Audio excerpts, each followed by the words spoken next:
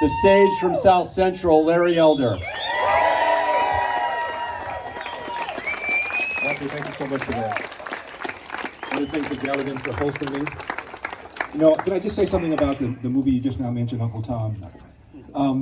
I've been called all sorts of names by the Los Angeles Times in the last several days. My favorite is the black face of white supremacy.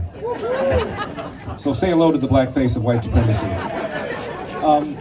The documentary that I did, I was the executive producer of it, and we released it on Juneteenth last year. And I raised about $475,000 to make it. And we tried to get the LA Times to review it, and the LA Times would have nothing to do with it. The movie made more money than all 5 films that were nominated for Best Documentary combined for the Oscars. It had a higher international movie database rating than any of the ones that were nominated, and I couldn't get arrested in the LA Times. We hired a consultant to try and get it reviewed by the New York Times, Philadelphia Inquirer, the Daily Variety, the Hollywood Reporter, Newsweek, Time, and so forth. Nobody at all would write anything at all about it, even though the movie was, by any definition, a critical success and a commercial success. I only mention this because since I've been campaigning, I'm not just running against Gavin Newsom. I'm running against the left-wing media, particularly CNN and the LA Times. I was interviewed by a guy named Joe Johns from CNN. The reason we allowed Joe Johns to interview me is because of the people that are the so-called reporters on CNN. He's one of the more rational ones. And he asked me what I thought about children being vaccinated. And I said, well, the science doesn't support that children should be vaccinated. If they do contract the coronavirus, the symptoms are likely to be mild. They're not likely to be hospitalized, and they're certainly not likely to die. And they did take that cut of what I said and played it, and then proceeded to say that I was completely wrong, that the science is just the opposite. Now, I watch a lot of Fox News. I watch Dr. Scott Atlas of the Hoover Institution. I've seen Dr. Marty McCary of Johns Hopkins, and they've said exactly what I've said. So I guess they're spreading misinformation as well. This is the kind of stuff that I've had to deal with since I've been running. Now, I'm not naive. I've been following politics, watching politics, criticizing politicians for a very long period of time, and I anticipated exactly what would happen, exactly the kinds of things that would happen. For example, about 27 years ago, I did stand-up comedy for 3 days. I just wanted to see if I could do it. You know, the idea of standing up in front of people who are half drunk with a mic, making them laugh with no band, kind of appealed to me. And so I wrote a joke about F. Lee Bailey. This was during the O.J. Simpson case. And the joke was that F. Lee Bailey, a white man, was enjoying being able to say the N-word in open court without anybody attacking him because he was cross-examining Mark Furman. And so I had him saying a bunch of racial epithets and then catching himself and realizing he was having a good time while saying it. It's kind of a visual joke. People laughed. There were some black people in the club who laughed too. No one could have told me when I sat down to decide if I wanted to run, and every single thing I'd ever said, every single thing I'd ever done might come back to haunt me. Nobody would have told me that that would have been one of them. But a black radio station played the joke, taking out the premise of the joke that the person being mocked was F. Lee Bailey, and had me saying a bunch of racially incendiary things as if I was a self-loathing black man. And I mean, no one could have told me they'd be doing that. It was just kind of shocking. I got a phone call from my media manager, and she said, KTLA wants to talk to you about the racist joke you said 27 years ago. And I tried to rack my brain to figure out what the hell she was talking about. And then it occurred to me she meant that joke. And I said, you tell KTLA I'd love to talk to them. Anybody with an IQ 2 points above plant life would realize the butt of that joke was F. Lee Bailey. And they backed off and they refused to do it. Now, the reason I got into this race is because as I looked around at the candidates who were there, I'm not saying they weren't talented, but I felt that none of them could win. A couple of them were politicians. No one knew who they were. And I have pretty high name recognition. The only person that didn't have that I didn't have name recognition more than was Caitlyn Jenner, and I wasn't impressed. And so I kept looking around. You know, and I've been talking about the issues of crime and the issues of the rise in homelessness and the issue of the outrageous cost of living here in California, the fact that people are leaving for the first time. And of course, more recently, I've been attacking the way this man shut down this state, ignoring science, while he had his own kids enjoying in-person private education, while he was sitting up there at the French Laundry restaurant. And by the way, maybe some of you had heard of the French Laundry. I hadn't. I thought it's where you took your tux to get it cleaned. I had no idea. And he's sitting up there with the very people that made the mandates while they were not wearing masks and while they were not engaging in social distancing. And I just thought that I should do something about this. So I decided to get in it, and now I'm in it to win it. And regarding education, I just had a very combative interview with a black host of a show. I never heard of the guy, never heard of the show. I think it was out in the Bay Area. And we were sitting there just basically just yelling at each other. And I said, you should be on my side. Why is it you're screaming at me? He kept insisting that the police were engaging in systemic racism. I said, this has been studied. And he said, well, there's a time that this happened. I said, you're talking about an incident. Everybody knows that there are bad cops. I'm talking about whether or not the police are pulling over black people just because they're black, whether or not they're using deadly force against black people just because they're black. And study after study after study has shown, if anything, the cops are more reluctant, more hesitant to pull the trigger on a black suspect than a white suspect. And he said that I was wrong. I said, well, give me your study. He had nothing. It was all emotional, all angry. And I said, you're being used. You're being manipulated. Aren't you tired of the fact that 75% of black boys at our public education here in California cannot read at state levels of proficiency? 75%. And the math scores are worse. Aren't you tired of that? Aren't you tired of the fact that half of all third graders in California cannot read at state levels of proficiency? Again, and those levels are low and the math scores are even worse. Aren't you tired? Aren't you tired of pulling the lever for the Democratic Party year after year after year that has not given you the first step towards leaving poverty, which is to finish high school, one presumably where you can read, write, and compute at grade level? Aren't you tired of that? And I said, you should be on my side. And I said, the number one problem facing the black community is not systemic racism, not critical race theory, not reparations. It is a large number of black kids who enter the world without a father married to the mother. Far and away the biggest problem, far and away. And I said, forget about me. Barack Obama once said, I always like to quote left-wing sources whenever I can. Barack Obama once said, a kid raised without a father is 5 times more likely to be poor and commit crime, 9 times more likely to drop out of school, and 20 times more likely to end up in jail. Now you ought to be trying to figure out why we've gone from having 25% of black kids entering the world without a father in 1965 to 70% now. Why don't you work with me and figure this out? Now 25% of white kids enter the world without a father married to the mother. That was just 8% in 1965. Half of Hispanic kids enter the world without a father married to the mother, and 40% of all kids in America enter the world without a father married to the mother. You should be working with me to talk about all of this. And I said, here's what's happened. When Lyndon Johnson launched the so-called war on poverty, $20 trillion later, we've incentivized women to marry the government, and we've incentivized men to abandon their financial and moral responsibility. If you have a different analysis, give it to me. He had nothing. And I'm the bad guy. I said, that's how clever these people are.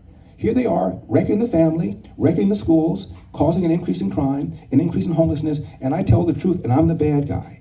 I said, you ought to wake up, connect the dots. You're being betrayed. You're being manipulated. You're being used. And that is how people in California feel. We're being pushed around, told what to do. 1/3 of all small businesses have been shut down forever because of the way this man slammed the state down in a more severe way than did any of the other 49 governors. It is outrageous. By the way, his own winery was exempted. Remember the Pineapple Hill restaurant in the Valley? Here she is spending all this money to set up outdoor stools and tables so she can at least keep a business open. They shut that down. While right next to her was a movie set outdoors, because Hollywood is a big funder of Gavin Newsom, and somehow they were exempted from this, but this poor woman was shut down. You know, one of the things I bring to this party is that I ran a business. It wasn't a big business. At my peak, I had maybe 12 employees, but it was a business. And I didn't liquidate it. It didn't go bankrupt. When I sold it to relocate back out to California, I sold it and it kept going. And the point is, I know how difficult it is to meet a payroll every 2 weeks. I know how difficult it is to make a profit. And most businesses are run on very thin profits, and it's hard to meet a payroll. And all these people who worked 60, 70, 80 hours a week lost their businesses. You know what happens when you have a business and you work 9 to 5? It's called bankrupt. Nobody does that. 60, 70, 80 hours a week, and you just shut it down, and now all these businesses are gone. This is absolutely outrageous. And that is why we've only regained half of our jobs before the pandemic, as opposed to 2/3 in the average state in America. And for the first time, the average price of a home in California has hit $800,000. That is 150% more than the average price of a home in America. 150% more. And one of my frequent guests on my show is a econ professor from UCLA named Leo Hanian. And he says because of laws like CEQA, the California Environmental Quality Act, the average price of a home is literally 50% more than it otherwise would be, but for that law. Commercial property, the same kind of thing. One of the many things I'm going to do when I get up there is, to the extent that there are still mandates for state workers. He just passed, Gavin Newsom just handed down another mandate. If you're a state worker and you've not been vaccinated, you're going to be tested once a week, and you're going to be required to wear a mask at work.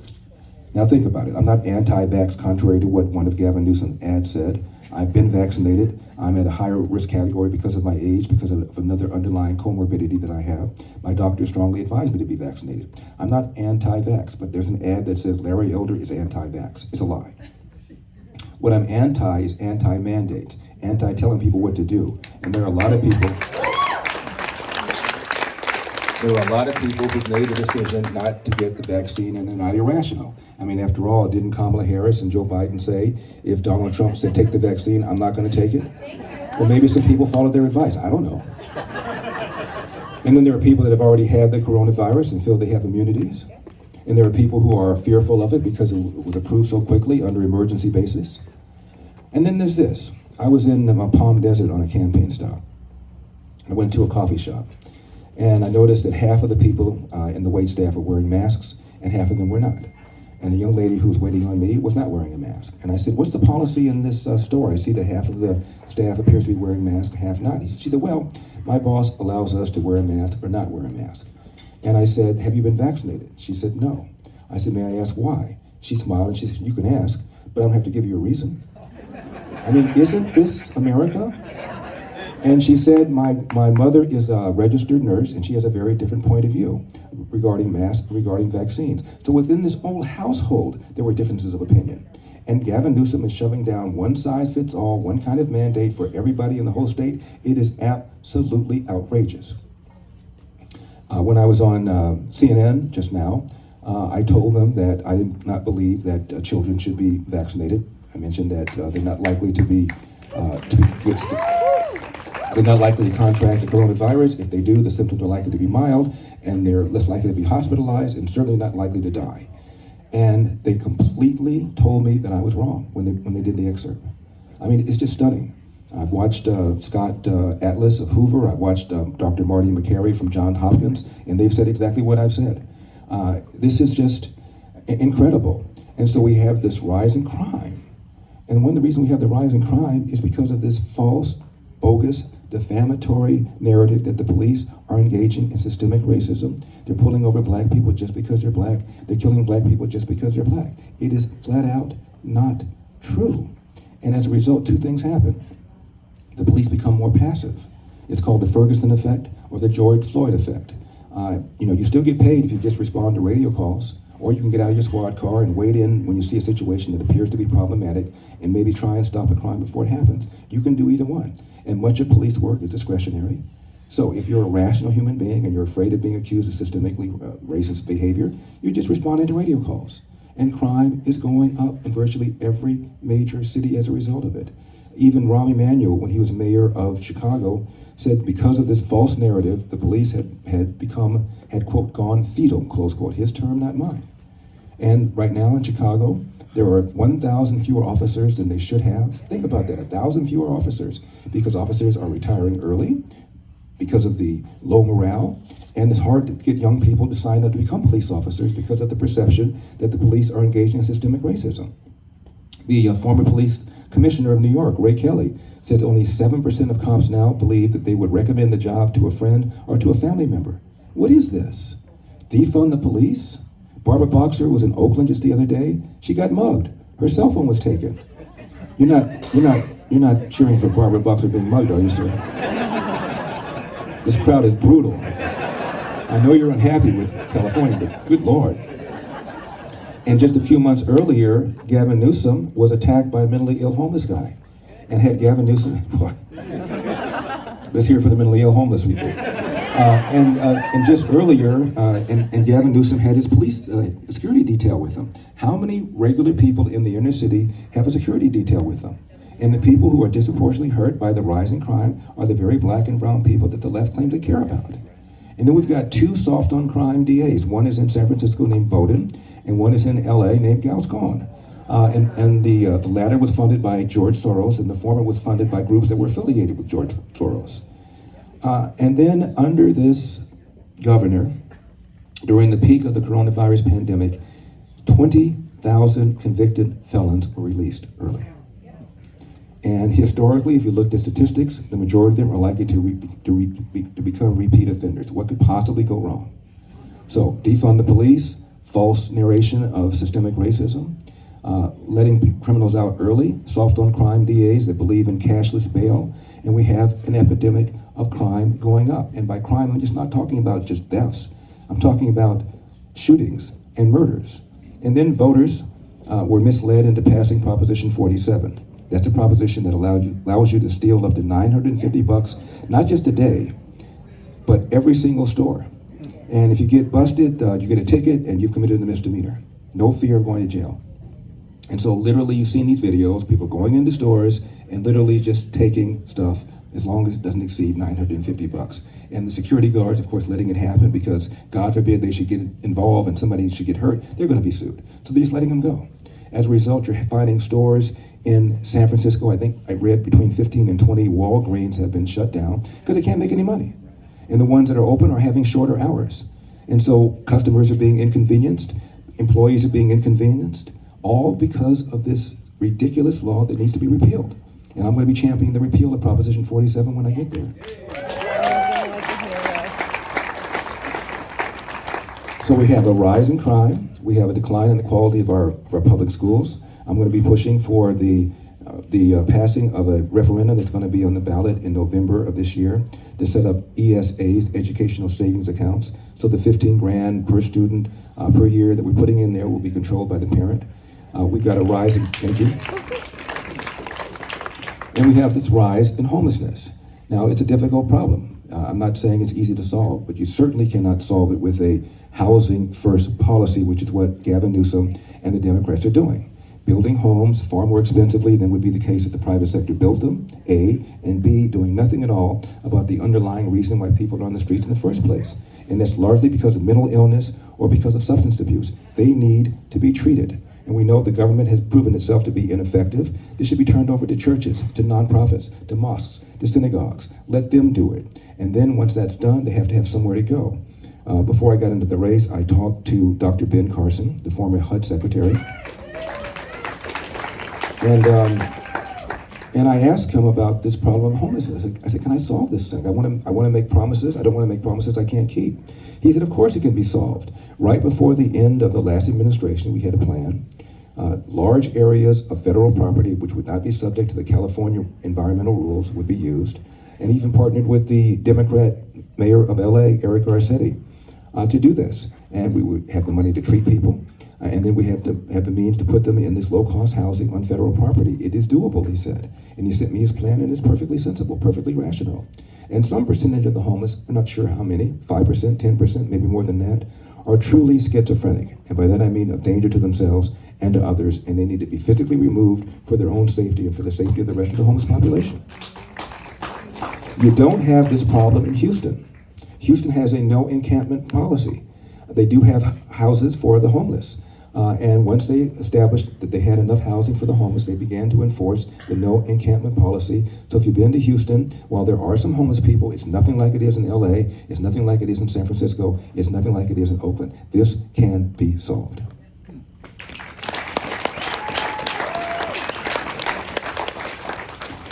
How in the world can California be running out of water? I had my 21st birthday in the eternal city called Jerusalem. Israel is a desert country. They have become water self-sufficient because of desalination plants. There's a little body of water next to Israel known as the Mediterranean. There's a little body of water next to California known as the Pacific Ocean. We can't figure this out. And we haven't added to our water infrastructure in about 40 or 50 years when the state was half its size. And it's not like the voters have not voted for bond measure after bond measure after bond measure for more reservoirs, to raise dams, to build more underground storage. They're just sitting on there. Nothing's being done. all because of these lawsuits. One of the things I'm going to do when I become governor is declare a statewide emergency on water, and I'm going to unleash these projects that have been on the books for decades. I am also, contrary to what Gavin Newsom says, not a climate change denier. What I'm a climate change alarmist denier. And yes, it appears that we're having different extremes in weather: extreme hot, extreme cold, extreme dry, extreme wet. And when we do have our wet seasons, we need to store the water underground. Right now, over half of it drains into the Pacific Ocean, so that it gets us through the dry years like right now. You know, droughts are God-made, but shortages are man-made. We can solve this. And then, of course, we have these forest fires. My longtime assistant, Dana, just had to relocate from her area near Lake Tahoe because of the fires up there. Now, most of the fires are caused by humans, but there are lots of things we can do to mitigate the severity of them, not least of which is to clear the fallen trees and the dead debris. Outgoing Governor Jerry Brown had a plan to clear 500,000 acres of fallen trees and dry vegetation, 500,000 acres, and Gavin Newsom bragged that he cleared 90,000. Well, it turned out he only cleared about 13% of what he said, so he lied by a factor of 7. And even 90,000 would have been a drop in the bucket. Now, it turns out we don't have the funds, don't have the manpower, but we do have the funds for a $100 million bullet train to nowhere. Are you kidding me? And we do have a surplus. It's going to be a one-year surplus, very likely. Even outgoing Governor Jerry Brown said it in about a year or two, the surplus is going to turn into a deficit because of all the commitments that we've made. But certainly that could be used for fire mitigation. And another reason we're having these fires is because the utility companies every year have to put a greater percentage of their resources into so-called renewables, solar and wind, both of which are unreliable. And as a result, less money for fire prevention, less money for fire safety, less money to bury lines underground, which is very expensive, but would therefore mean fewer fires. We're not doing that. We're having poor forest mismanagement and forcing our energy companies to aspire to the goal of a carbon neutral California. Even if California became carbon neutral, you have China, you have India belching out a whole bunch of stuff. It'll have zero effect on the climate while costing middle-class jobs. It's absolutely outrageous. And that is why so many people are angry. I can't think of anything this man has done right.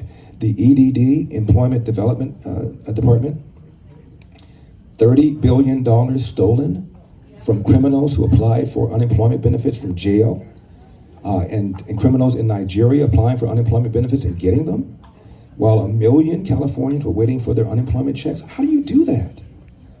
It's just gross mismanagement, and this guy has got to go. And I believe that come September the 14th, he's out of here. Now, my opponent, Gavin Newsom, is going to be able to raise and spend an unlimited amount of money. He's already raised around $50 million from the usual suspects, the teachers union, the public sector unions, Hollywood, big tech. They've all put money behind him. And I'm going to be outspent probably by a factor of 10 to 1. But I believe that so many people are angry, and this is bipartisan. Again, a quarter of the 1.7 million people that signed that petition were independents and Democrats who voted for him just 2 years earlier. 65% of Hispanics voted for him 2 years earlier. Now the majority of Hispanics want him out. And they realize they are being used. And so when Gavin Newsom calls this a Republican takeover, how insulting is that to the people that signed the petition? How insulting is that to Latinos, the majority of whom voted for him just 2 years earlier? And when I was on CNN, I was referred to as a Trump Republican, as if I should apologize for voting for Trump. And it was Michael Schmerkanish. He has a weekend show on CNN. And I said, Michael, you just referred to me as a Trump Republican. I said, I'm a Republican. Was I going to vote for Hillary? I haven't voted for a Democrat since 1976. That was Jimmy Carter, and I regret that. Why don't you call me a Mitt Romney Republican, or call me a George Herbert Walker Bush Republican, or a George W. Bush Republican, or a John McCain Republican? Why do you call me a Trump Republican? Because you think Trump is a four-letter word. Let me tell you something. I'm going to vote for whoever the Republican standard bearer is in 2024, whoever he or she is. I am a Republican. I don't vote for tax. I don't vote for spending. I don't vote for soft borders, and I don't endorse what happened in Afghanistan, which is a Democrat kind of point of view. They believe in strength through peace. Republicans believe in peace through strength. It's a very different point of view. And I would never vote for a Democrat if you paid me. So this Trump Republican stuff is what Gavin Newsom has done. Now, since I entered the race, Gavin Newsom has stopped saying this is a takeover by white supremacists. I may be a lot of things, but do I look like a white supremacist? So at least he stopped that line of attack. So for all these reasons, for the fact that the crime is going up, the outrageous cost of living, the fact that people are leaving for the first time, the absolute lousy education people are getting K through 12, the power of the teachers union, the power of the public sector unions, the poor forest management, the failure to invest properly in our power grid, and the fact that we're running out of water. I mean, this is why people are leaving California for the first time in our state's 170-year history. There's a magazine called CEO Magazine. It's been around 17 years. And they ask CEOs which is the best state in which to do business, which is the worst, based upon taxes, based upon spending, based upon unfunded pension liabilities, based upon the tax rate. We have the highest state income tax rate in the country, 13.3%, based upon whether or not the business climate is friendly or unfriendly. And California has been rated the worst state in which to do business for 17 consecutive years. And the rate at which businesses are leaving for the first 6 months of 2021 is twice the rate at which businesses were leaving for the last 3 years. Twice the rate. And they're not just manufacturing businesses, because they couldn't care less about those businesses. They belch CO2, so we don't care if they leave. But also health services are leaving, financial services are leaving, and tech is leaving. They were arrogant enough to believe that tech would never leave. They're leaving as well, citing the high cost of living, citing taxes, and citing regulation. That is why people are leaving. And when I get there, I'm going to reverse all of that attitude. People have asked me, Larry, what can you do when you get there? After all, you'll be dealing with a hostile legislature. I put that question to Governor Pete Wilson. I asked him the same thing. He said, you'll be surprised at what you can do.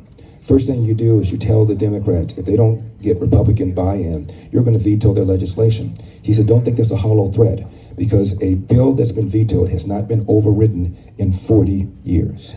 And Schwarzenegger vetoed a lot of stuff. Even Jerry Brown vetoed a lot of stuff. What happens is you veto something, you explain why it's a job killer in ways that the average Californian can understand. Next thing you know, the phone rings on the local lawmakers, and they say, what were you guys smoking? And then the bill's not overridden. So you can veto, and veto is quite powerful. I'll have a line item veto as well. I have the ability to declare a statewide emergency. As I said, I'm going to do that on housing. I'm going to do that on water. I have the ability to appoint all of these commissioners and these members of these various boards, like the Water Board, Public Utilities Commission, the Coastal Commission. These are very, very powerful. And many of the people there are anti-business people, people that have never met a payroll. And I'm going to change that. I was in Kern County recently, and the farmers told me, like, on a light switch, just like this, when Gavin Newsom came in, all of a sudden, more fees, more permitting, more paperwork, more this, more that. I said, is that because he appointed different people to the commissions, or because he gave them different marching orders? And they all said, we don't know. All we know is it turned on a dime. Well, that means I can unturn it on a dime. And then, of course, I have the power of the bully pulpit. And I'll be able to explain things in ways that the average Californian can understand. I'll be able to explain things to connect the dots. You know, a lot of people leave California, and you hear your friends in Oregon and Florida, Tennessee, Texas, I'm sure you've heard this. Why do you guys leave California and bring your left-wing policies with you? And that is because a lot of people leave who are on the left, and it's not their fault. They're out working. They haven't connected the dots. But there's a direct reason why prices are so high. It's Sacramento and these Democrats. There's a direct reason why crime is up. And it's the Democrats. There's a direct reason why the cost of living is outrageous. And it's these Democrats. I can connect the dots in ways that a lot of Republicans have not done in the past. I'm from the inner city. I was not born on third base like Gavin Newsom and thought I hit a triple. I'm from the inner city. My dad, it's an old line, I stole it, come on. Somebody once said originality is the art of concealing your source. And whoever said that probably stole it from somebody else. My dad came here in 1945, right after the war. He was an 8th grade dropout. He was poor, and he made it to the middle class by busting his butt. And that's the work ethic that I'm going to bring to this job, and that's the attitude that I have. My Republican father always told my brothers and me, hard work wins. You get out of life what you put into it. You can't control the outcome, but you are 100% in control of the effort. And before you moan and groan about what somebody did to you or said to you, go to the nearest mirror and say to yourself, what could I have done to change the outcome? And finally, my father said, no matter how good you are, how hard you work, Sooner or later, bad things are going to happen. How you deal with those bad things will tell your mother and me if we raised a man. Thank you. And my Republican dad said this about Democrats. He said, Democrats want to give you something for nothing. When you try and get something for nothing, you almost always end up getting nothing for something. Now, I'm going to leave you with just this little thought. The other day, again, Galligans, I want to thank you so much for hosting me. It's just been beautiful. What a beautiful evening. The weather cooperated. I'm going to have me a nice glass of wine when I'm done. Save my vocal cords for tomorrow. But the other day I had a dream. And it was October of this year. And a World War II vet kind of stepped over, had a cane, 2 hearing aids, kind of ambled his way up to the guard post at the Capitol building in Sacramento. And the vet said, I'd like to speak to Governor Gavin Christopher Newsom. And the guard said, I'm sorry, sir, Governor Gavin Christopher Newsom is no longer governor. We have a new governor. His name is Larry Elder. Second day, same vet goes up to the same guard and says, sir, I'd like to speak to Governor Gavin Christopher Newsom. Now the guard's thinking, okay, this guy is probably hard of hearing. After all, 2 hearing aids. He says, sir, Governor Gavin Christopher Newsom is no longer governor of California. We have a new governor. His name is Governor Larry Elder. Third day, same vet, same guard. Sir, I'd like to speak to Governor Gavin Christopher Newsom. Now the guard's thinking, okay, the guy's probably got dementia or Alzheimer's. So he says, sir, Governor Gavin Christopher Newsom is no longer governor. We have a new governor. His name is Governor Larry Elder. The vet said, oh, I know. I just love hearing you say it. Thank you very much for having me. May God bless you, and may God continue to bless America. We've got a state to save. We've got a state to save. We're going to turn this puppy around. We have a state to save.